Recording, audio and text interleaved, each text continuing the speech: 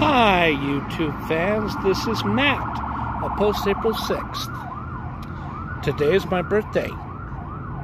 I've turned 51 years old today. And as we speak, I am at Cherry Creek.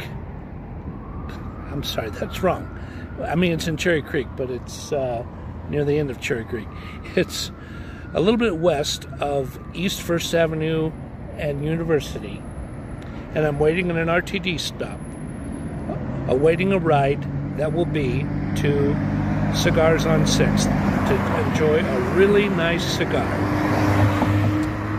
So why don't I try to do the best I can to provide a close-up of what Cherry Creek Mall looks like from a distance.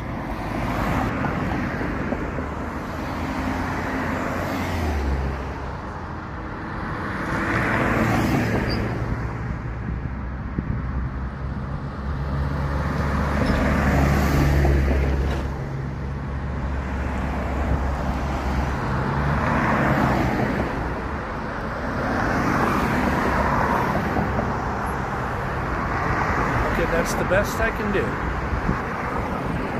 I've done a telephoto adjustment. That's what Cherry Creek looks like from a distance when you're on the outside of the mall and what I consider the outside looking at.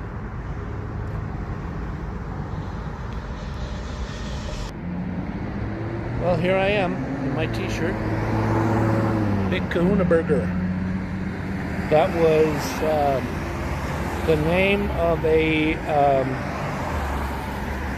famous burger joint that was only in existence in Pulp Fiction. Now, I've done research about the restaurant name, and I believe it is Imperial Valley or Imperial something, California. There is a Big Kahuna Burger, but the menu of what is in the movie, and the Pulp Fiction movie, and what the real currently existing movie is, or menu is probably two different things. So just stay tuned. I think things are about to get really interesting. Here I am, walking down Washington Street, a little past Spear Boulevard.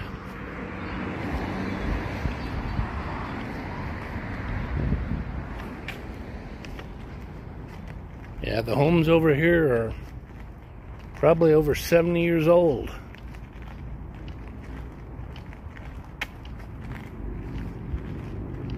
60 years old anyway.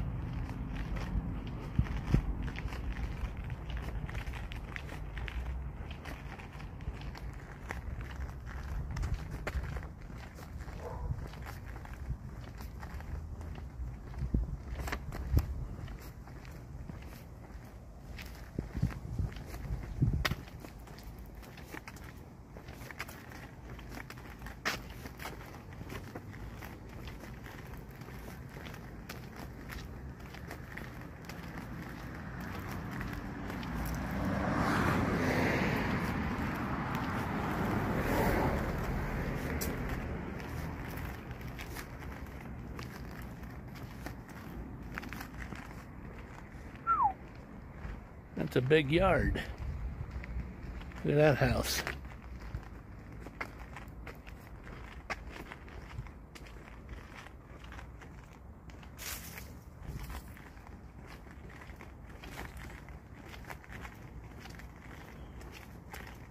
Well, we're on 4th Avenue. Look.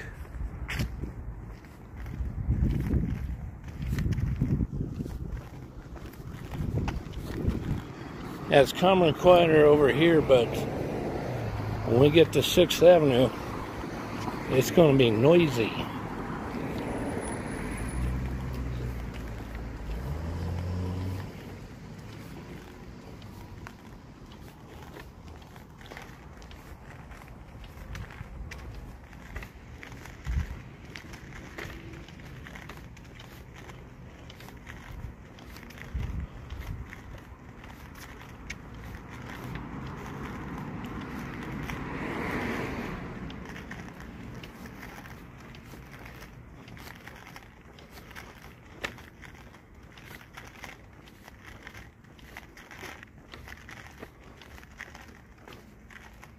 Hi, doggy.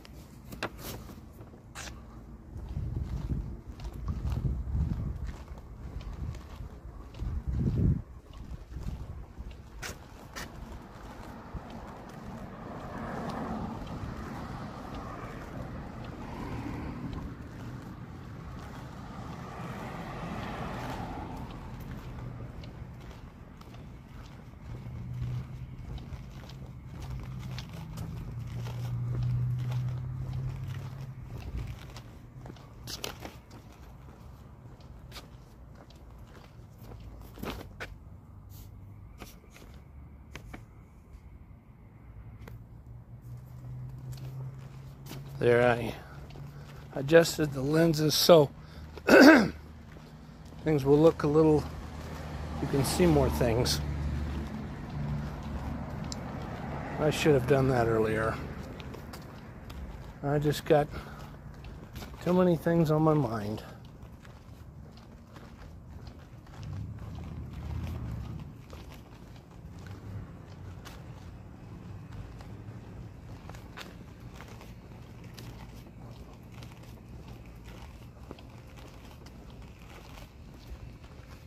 Oh, one of those is for sale. No better yet, it looks like an apartment building. One of those triplexes. Probably for sale. Probably worth over $900,000.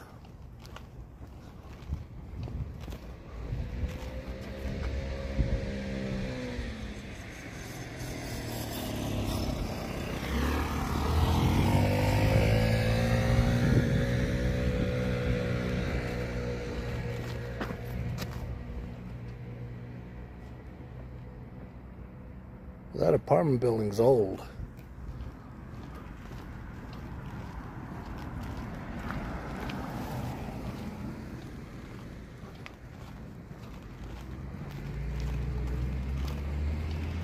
Oh yeah, I know I'm close to the smoke shop. There's Barbecue Brothers. And they got damn good food too. I think there's a good likelihood I'm going to be eating dinner there after I smoke the cigar.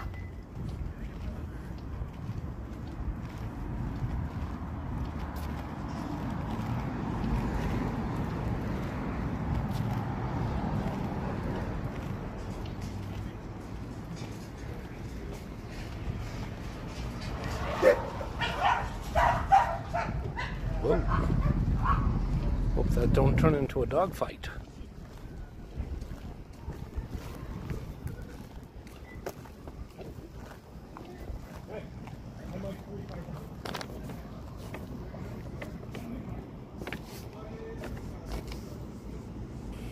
Well, I'll have to end the video for now, but there will be more. Stay tuned.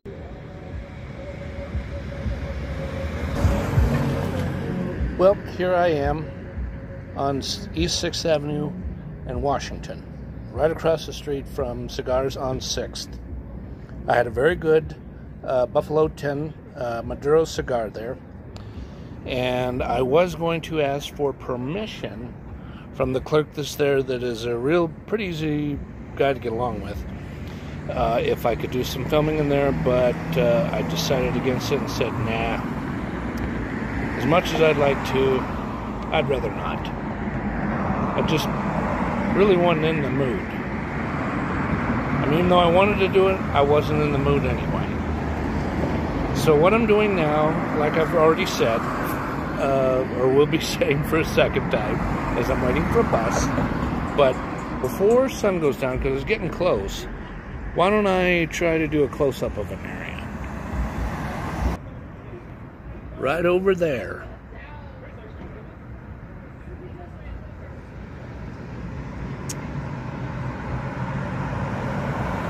Right over...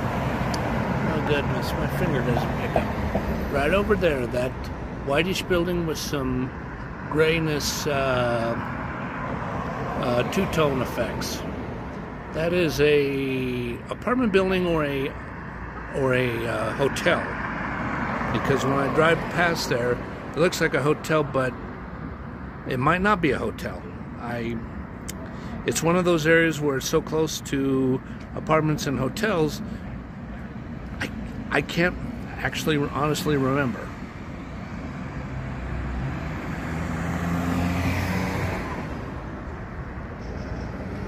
Okay, I'm back again.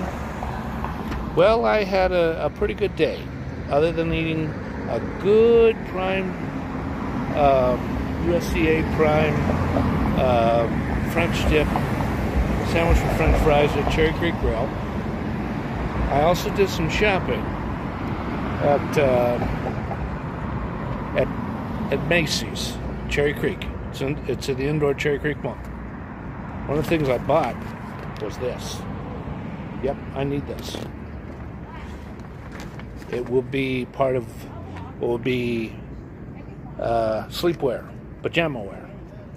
Yep. And I also bought something to help with my safety in the future. There it is one of these. I got a really good deal on that baby. Yep. That'll help me from slipping and falling when it's icy outside. So, what I'm going to do is I'm going to get on an RTD bus and I'm going to take the 6 until I get to about Quebec.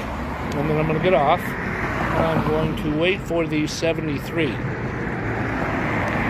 And then what I'm going to do is once I get on the 73, I'm going to take that all the way to a little past East Hamden to a street that I can get off on that will get me close to my apartment.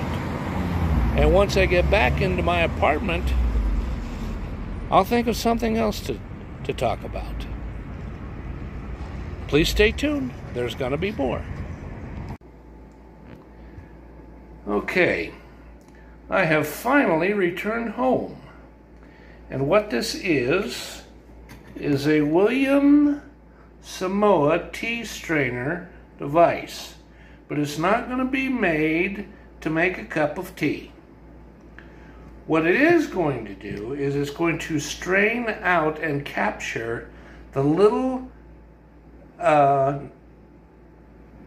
molecules of ground coffee blend that is going to go through the K-Cup coffee maker. See? Okay.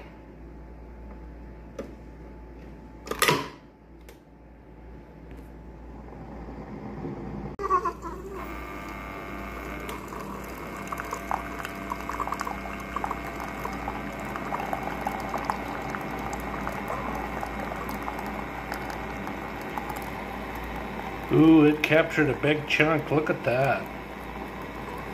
This thing's working through and through the way it's supposed to. It's doing what I want it to do.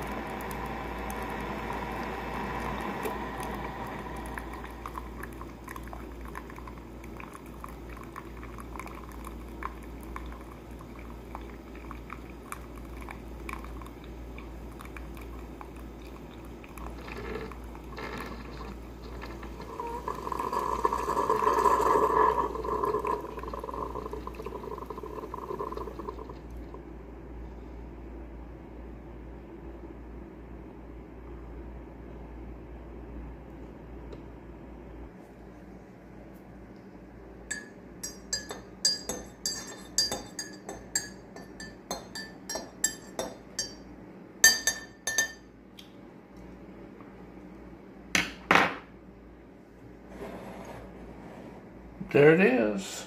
There's the cup of coffee in the authentic post-April 6th YouTube channel coffee mug.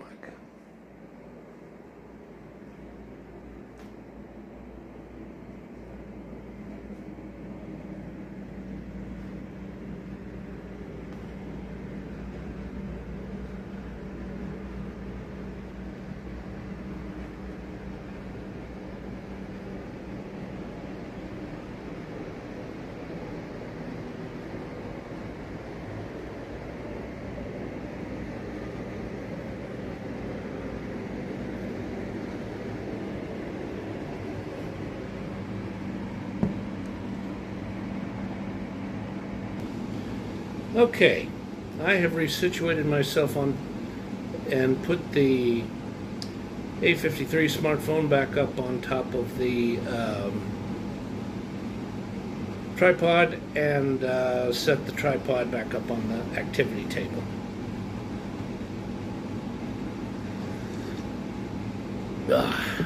Well, that was good. Okay, what I did, because I kept changing my mind about what to film and what not to film, and what is going to be in this film, and some other things that are about to come along that as I'm talking, I will make up my mind. I know this is going to sound really, may sound just nothing like babbling, or may be a bit irrelevant to the listener, to the viewer, but that's the way things are. Okay, so why don't I go ahead and just talk about what happened today. I slept in until roughly 1:30, 2 o'clock. And no, actually it was somewhere between 12:45 and about 1:20 after 1 is the best I can, look back and get the best guesstimate as to when I woke up.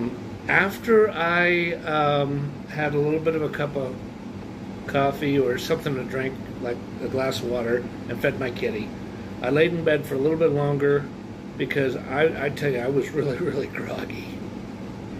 And then what I did was I got up, I took my medication, I showered and shaved and brushed my teeth, and I made sure to attach, I had to curl it around the shower curtain rod, like over and over again in several different ways, so it wouldn't go like this, or just go off of the, while leaning up against the wall.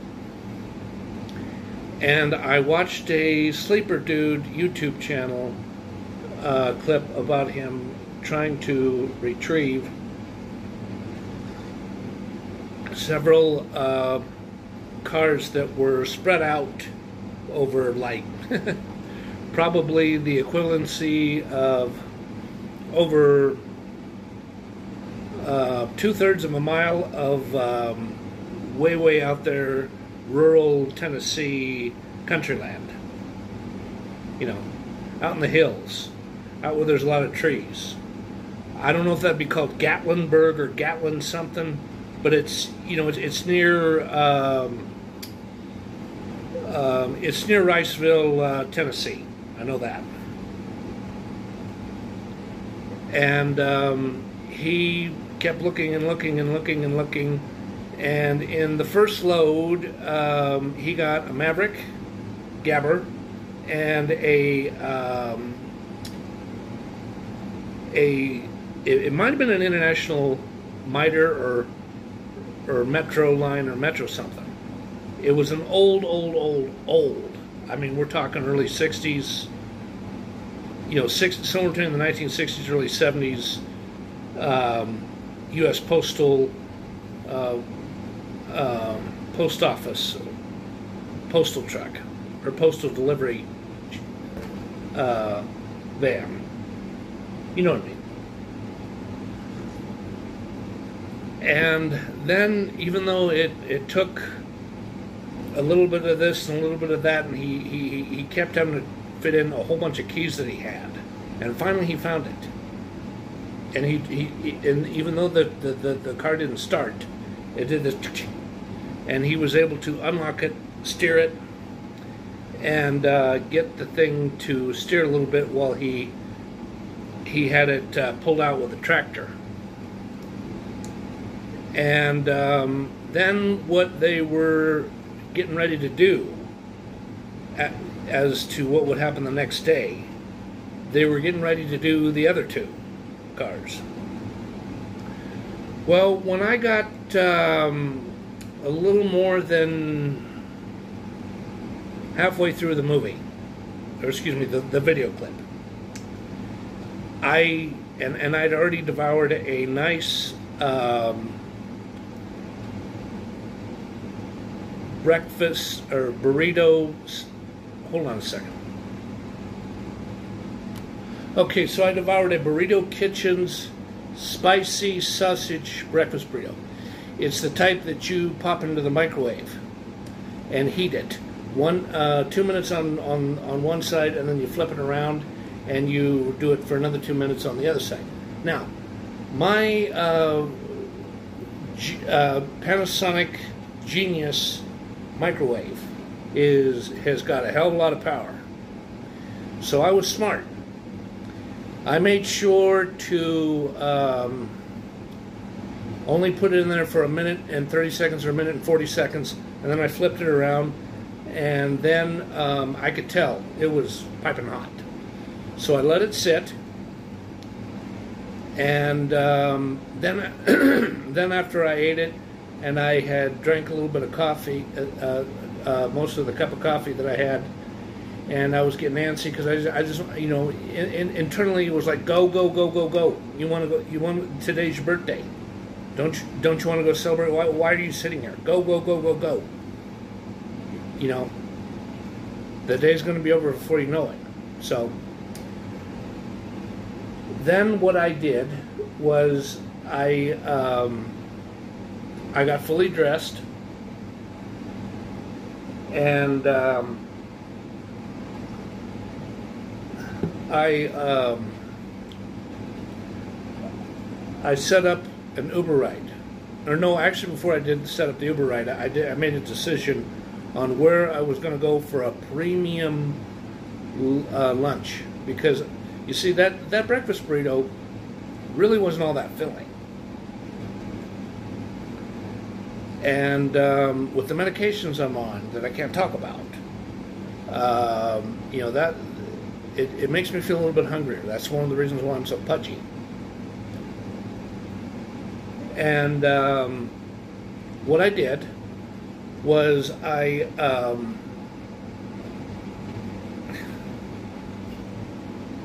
we go.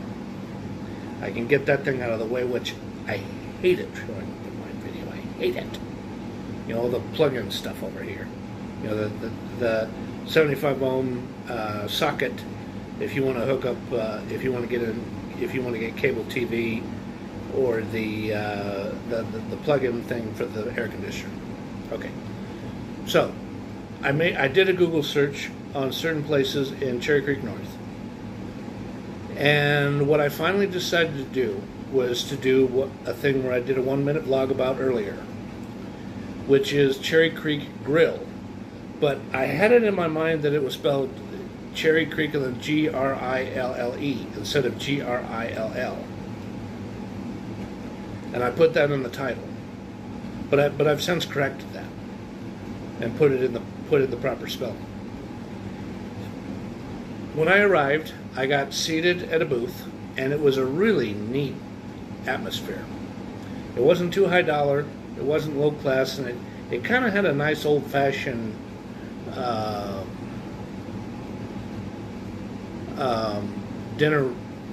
lunch and dinner restaurant feeling. You know, something that had a lot of, was comforting. It sort of felt like Victoria Station. Okay, so I ordered the USDA Prime French Tip Sandwich, and I had a tough time with it, and some of the things where I dip in the sandwich, some of the little pieces of prime rib meat got in there, and I just, after I was done eating the sandwich, I just gently forked it out. Then I ate the French fries. And I was offered the chance to order some dessert, and I said, no thanks. Because, I mean, even though I'm not dirt poor, I mean, I gotta watch my pennies. And I was just like, no dessert. That's gonna set me back, and that's gonna cost at least an additional $8, and I better not do it. I really better not.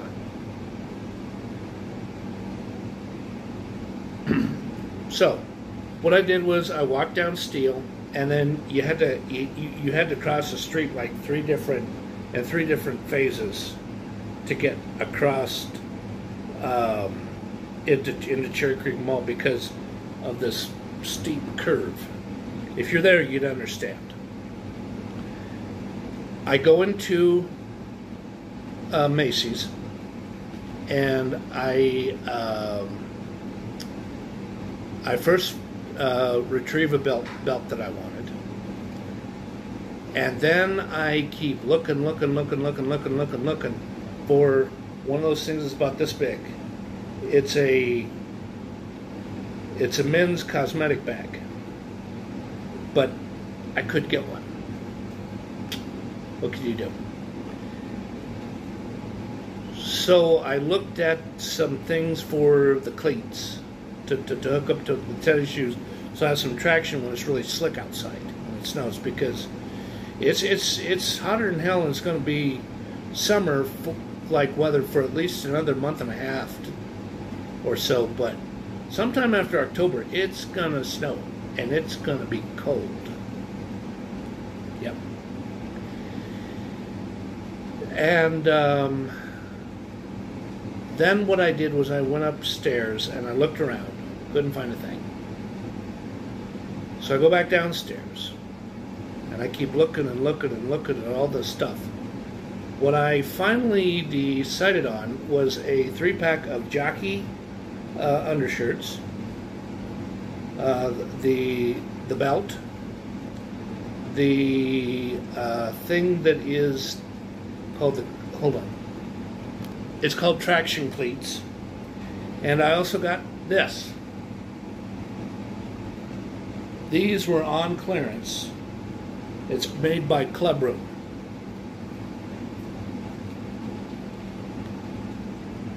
Yep. It was on clearance for 63% off, and I shouldn't say this, but I'll go ahead and say it. It was only $14.43 before sales tax. So, what I did was I walked over, carrying all this stuff in two different hands, to the area where the cashiers would be, right by the front door. And I presented a $10 off coupon, and I checkmarked, instead I checkmarked something where I got a really good deal on some things.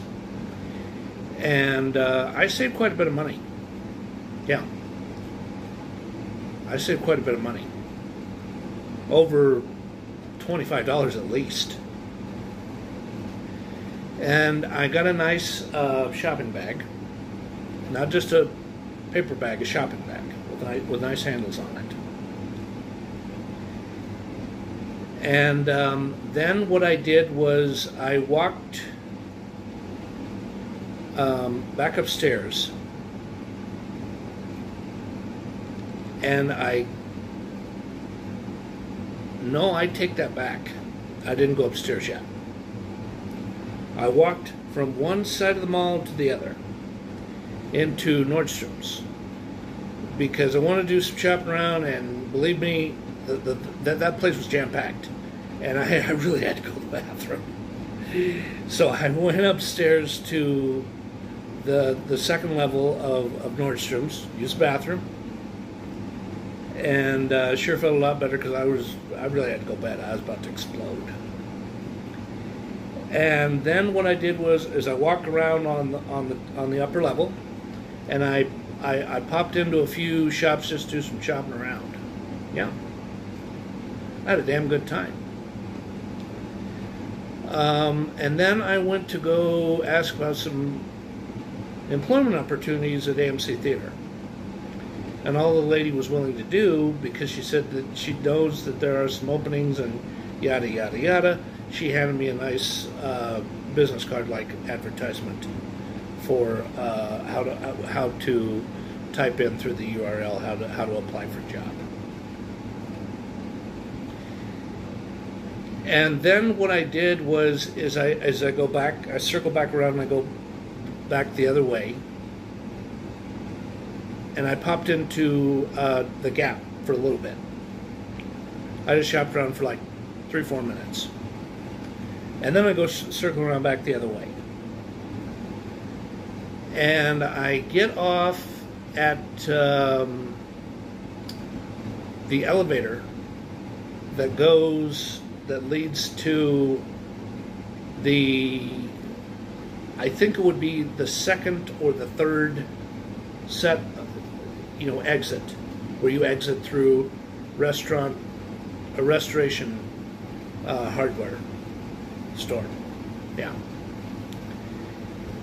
And then what I did was I walked into a wine tasting festival, and they have these little things where they, under these really nice formal tents, I sampled some honey by, I think it's pronounced Bajorno or Bajorna or something like that, and I tried on a couple of hats.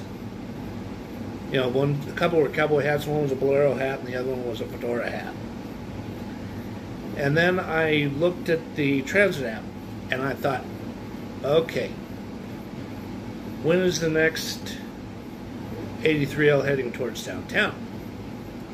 And it was not going to come for another 18 minutes. So I thought, okay. So I started walking to Whole Foods of Cherry Creek. And I went in there, and for a measly 29 cents, I got a nice bottle of water that has a 365 logo on it. Then I walked down a little bit further past First Avenue and University. And I waited at the stop called 101 University. And I waited for the next 83L. And I get on, because I'd already purchased a ticket through the transit app. And I take that one to about Downing. And I keep walking down Downing until I come to Washington. And then I head this way, north. And I did some filming inside there. And then I went into Cigars on 6th. I decided on a cigar called Buffalo 10 because that was not too cheap, and it wasn't like over $10 because I wanted to keep it I wanted to keep it within $8, which I did. And I paid for the cigar, and I sit down in in those nice leather chairs that's called the lounge area and smoke the cigar. And when I smoked it until it got that really acidy taste, and I was like, okay, I put it out, and I said goodbye to the clerk. He's a really neat guy. And I walked across the street to Brothers Barbecue, and I got one rib and a pint of mashed potatoes and gravy, and I got some free watermelon in a little cup about a little bit bigger than that, instead of one of those ones that's like at least 12 to 14 fluid ounces. And then after I was done eating that, I kept watching the transit app until it was the right time to leave. And then I go over to where you're supposed to go to wait for the bus. And I took the 6 until I got to Evans in Quebec.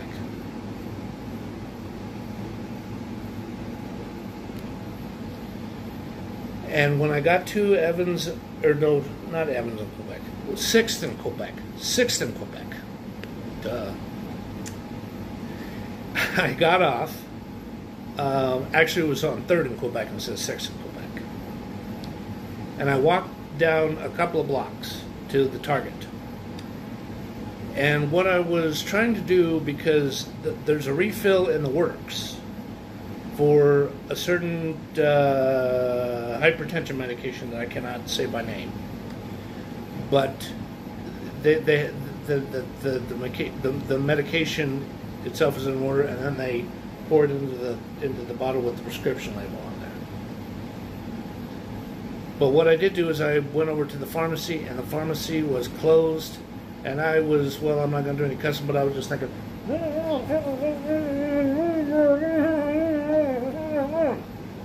I was upset. So I shopped around in the store a little bit longer, looking for a nice ice cream treat that was individual instead of like buy 2, 4, 6, 8, you know what I mean. I couldn't find anything there, so right by the front entrance where the cashiers, where the self-checkout and a cashier is, I decided on a Kit Kat bar. And then I walk back about a block to Second and go back. And I wait for a Route 73 that is heading south. And then I took that bus until I got to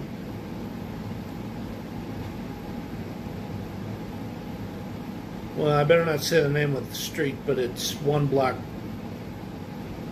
south of East Hampden and Monaco. Or no, I did it again. East Hampden and South Quebec. Duh! Sorry for that.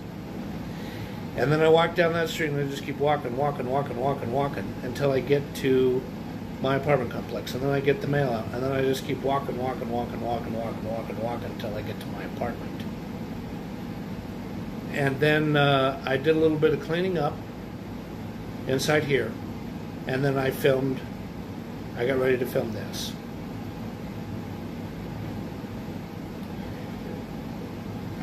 Now that I've discussed all that,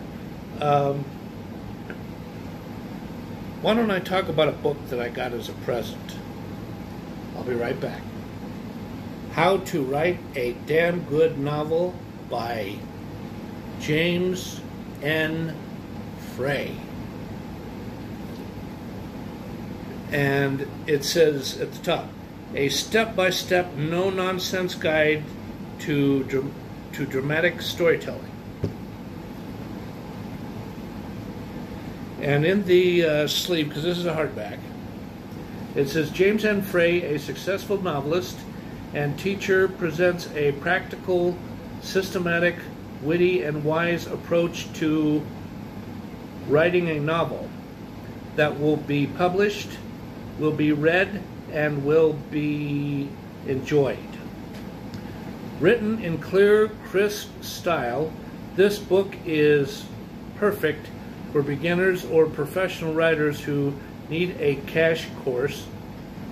Wait, let me say that again. Crash course in the down-to-earth basics of storytelling. Talent and inspiration can't be taught, but Frey does give helpful, sensible rules on principles that will free a writer to face that intimidating first page. Keep him on track when he falters, and keep him analyze the problems with his work when he's done. Topics include creating sizzling characters, developing a compelling premise, telling a riveting story, bringing the story to climax, resolving the conflict, establishing appropriate viewpoint, and much more. As the title suggests, this is a hard-hitting, no-nonsense approach to the craft of storytelling. For writers who need writers who need to understand the basics of the traditional dramatic novel, who want to learn how to put together a novel that will grab a reader and not let go. This book will be invaluable. Very good choice of words, very informative. The man who gave this to me, I don't think he'd want me to tell you that.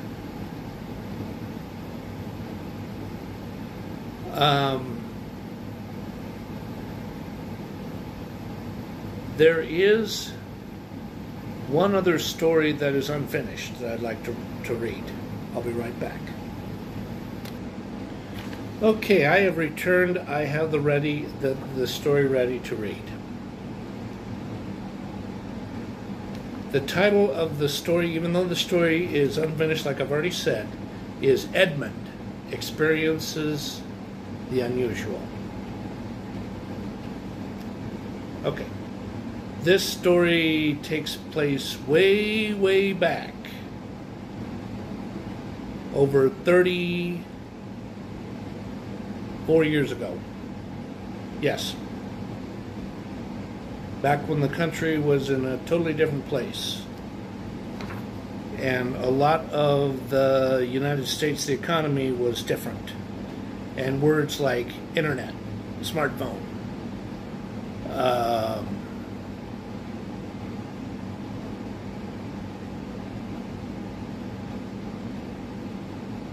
apps and stuff like that were not a household name and a part of the general population, general U.S. and global population's daily conversation pieces, household names. Okay, so let me go ahead and start reading now. On Sunday, May 20th, 1990, at 5 p.m., Edmund leaves his 3-bedroom, 1-bath home that he shares along with his 47-year-old mother, Blossom. Because I think that's one of the names that the mother likes to be called. I mean, he doesn't call her Blossom, but her friends get to call her that. His mother's real name is Beatrice Anna Zarino Harris. Edmund is a guy who likes to read old leather-bound books. He likes both dogs, cats, gerbils, and tetra aquarium fish. The home Edmund lives in as a student of Cherry Creek High School and is a junior in high school as well,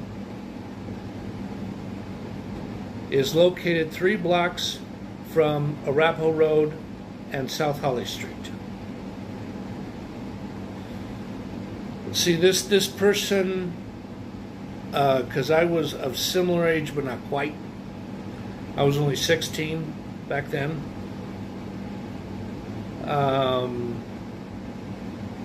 Yeah. No, I take it back, I was 17. And he was roughly about the same age. Okay, so go back to the reading of the story.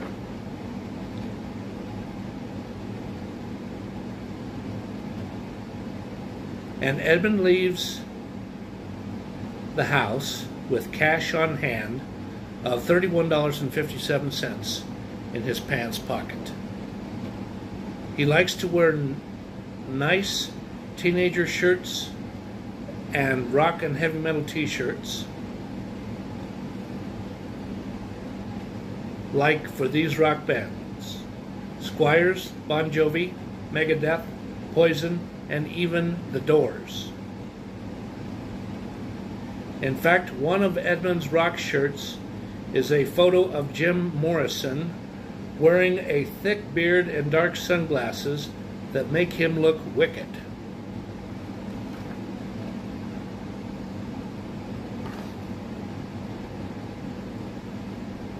But on Sunday, May 20th, 1990, he is dressed like a 35 to 40-year-old Denver Tech Center businessman. He has on a nice gray tweed Panama hat, a tan Burberry trench coat, a Ralph Lauren light blue dress shirt, a brown corduroy pleated dress pants made by Hagar. He was walking to the Cheap Seats Theater on East Arapahoe Road and University Boulevard, across the street from South Glen Mall. Because back then, such a theater existed. But about 6 months to 9 months later, it shut down. They weren't pulling their weight, and they decided to do a breach on the lease of the that they had to be there, or they decided not to renew their lease, whichever it was.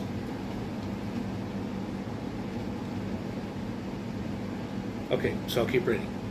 So he could see a feature of Psycho circa 1960 in black and white, and was created by the late Alfred Hitchcock.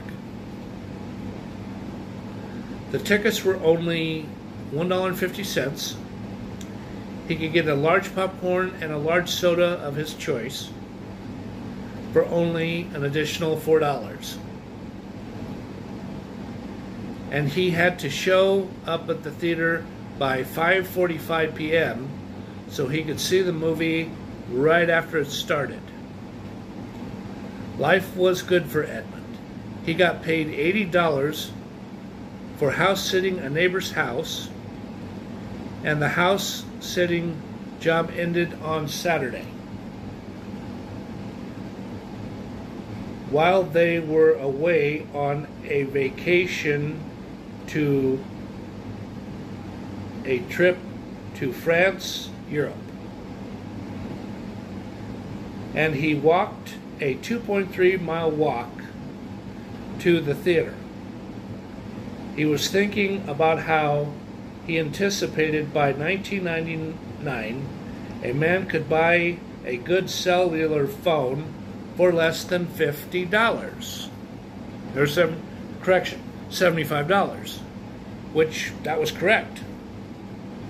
But it wasn't good, but it was better than junk.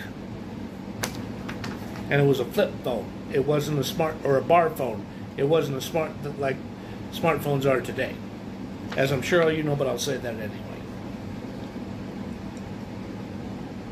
And he also had a vision that there will be a impeachment hearing against a president of the United States who was caught committing adultery against his wife by having a sex with a young woman in her 20s. And the affair took place in a private area of the White House in Washington, D.C.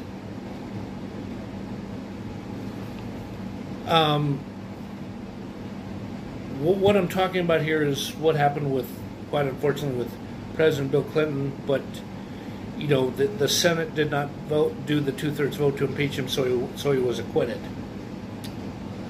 And back then they knew nothing about Bill Clinton. He just had it in his mind that somebody like that was gonna go through that. He didn't have a clear, definite vision in his mind of what that person would look like.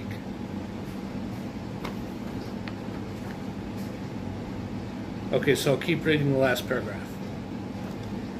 He also saw a white cat with a black nose roaming around the backyard of a house near South Colorado Boulevard. And right after he crossed South Colorado Boulevard, he looks on the north side of Arapahoe Road. That would be this direction. And south would be that direction, you see. And he's walking on this side of the street, not that side of the street.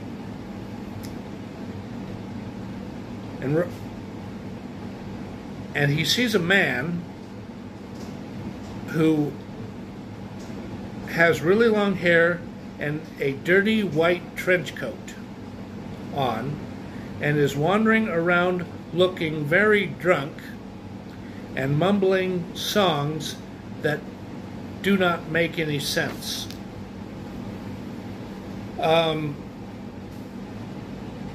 I would think that there is more homeless people roaming around that area, but back then, seeing somebody like that up and down Arapahoe Road was pretty rare.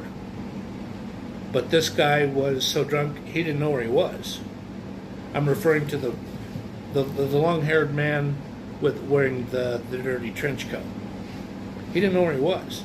He was drunk, and he was just walking. I mean, he wouldn't just keep going this way or that way. He just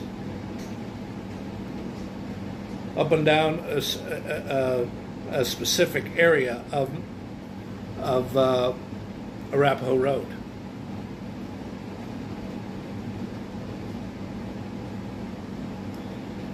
And then what happens is once he gets to the Cheap Seats Theater, I can't remember if it was owned by Mann or if it was or what company it was owned by.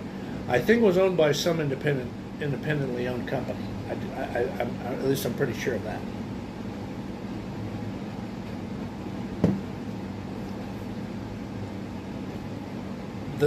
Everybody who walks in, who's next to the usher, the usher takes the tickets. There's a policeman who would search people with trench coats, which would be him.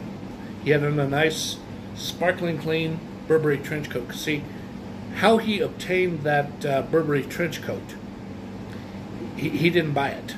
It was given to him by an uncle who had like 7 or 8 trench coats, and the uncle knew that Edmund just loved to wear trench coats, so he gave it to him.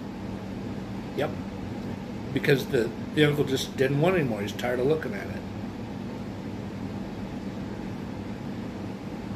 And then what goes on is the kid goes into the theater. He sees the movie. And then 2 policemen, while the movie's going on, are going around, and they're in the dark, but occasionally they'll turn on the flashlight and they'll just do one of these, and then they'll turn it off. But it'll be a big size flashlight instead of a flashlight that would be this size. It would be larger than this. And they don't find the suspect they're looking for. Now, the drunk that he sees and the suspect they're looking for are 2 totally different people. Who they're actually looking for is a really, really wicked dude.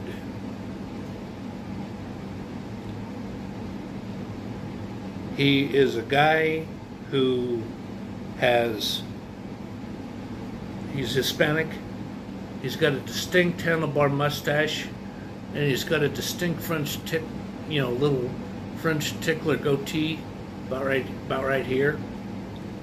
And he's got 3 earrings in this here, and he's got 2 earrings in this one. And he's got all these, he's got all these, it'll be silver rings with diamonds on them. There will be men's rings, and then gold rings with diamonds on them on this hand. Yeah. And he has on this purple, it's not a fedora hat, but it's one of those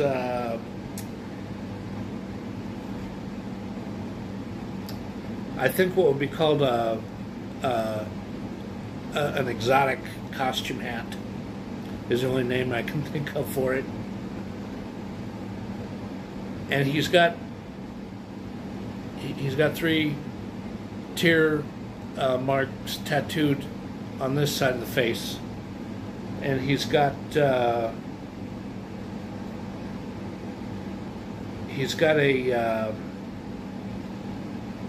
bad scar on this part of his nose. Yeah. What the suspect is guilty of is 11 counts of rape.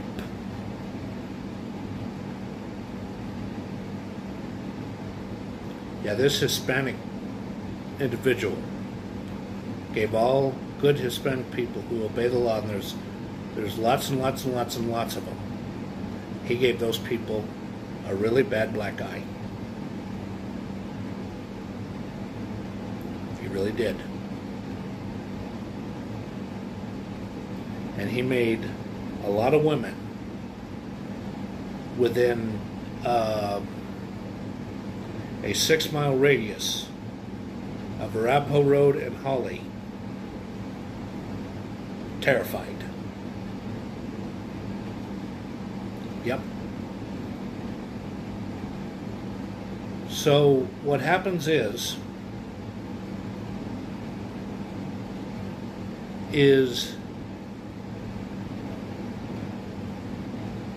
when he gets to, or no, this was after the movie theater, after the movie was seen, and he walks back home.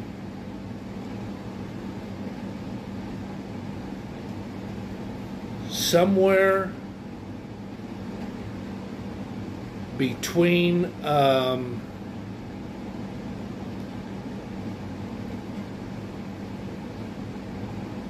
it's about a little more than halfway between Orchard Road and South University Boulevard and Arapahoe Road and South University Boulevard. It's not on this side of the street, it's that side of the street. And he goes 6 houses down, and there's a woman who's really attractive. She's got very pretty eyes.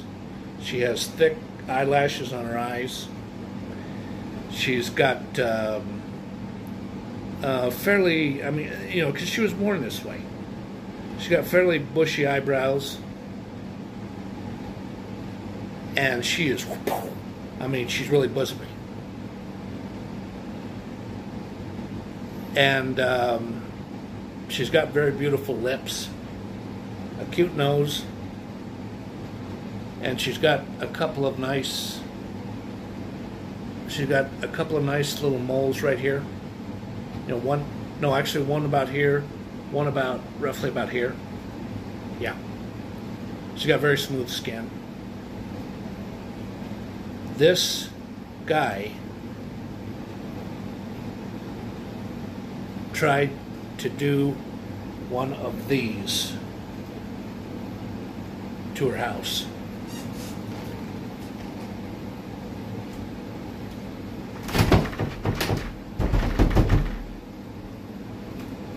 Yeah, he made that sound. He did. He made that sound.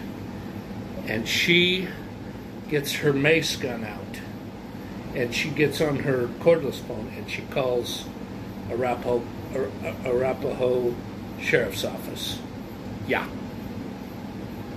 And she has a baseball bat.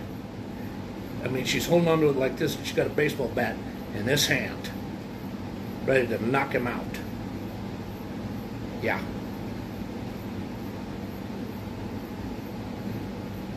And he keeps doing this.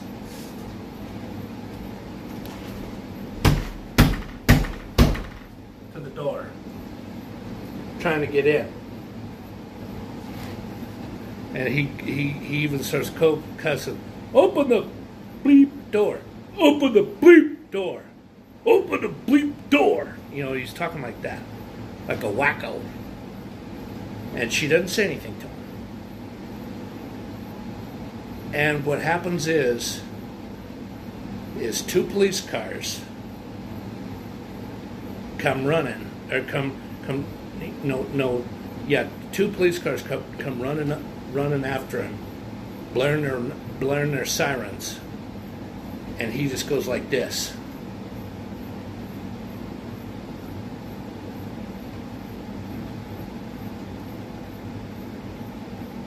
And he starts talking in Spanish, like, you know, saying words in Spanish that mean, What are you? He says, hey, what are you doing to me? What are you doing to me? What are you doing to me? What do you push me around like that for? I just want to ask for a couple of bucks. Hey, what are you doing to me? What are you doing to me? The police don't buy it. They can tell verbatim it's him. Because he's always got to dress the way he dresses to make himself like he's one of the most special, one of the most famous people. He's as famous as all the movie stars and all the models. You know, the male models. The model for really stylish clothes. Yeah. And they tell him to put his. They said put your hands up high. Put your hands up high, and he does. And he's all shaking like this.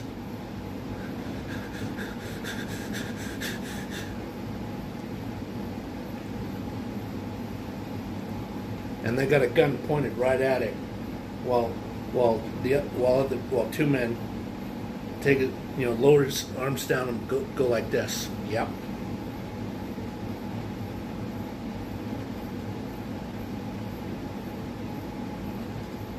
And they did a test. They did a test of blood, saliva, and semen, and he was guilty. Yep. Yep.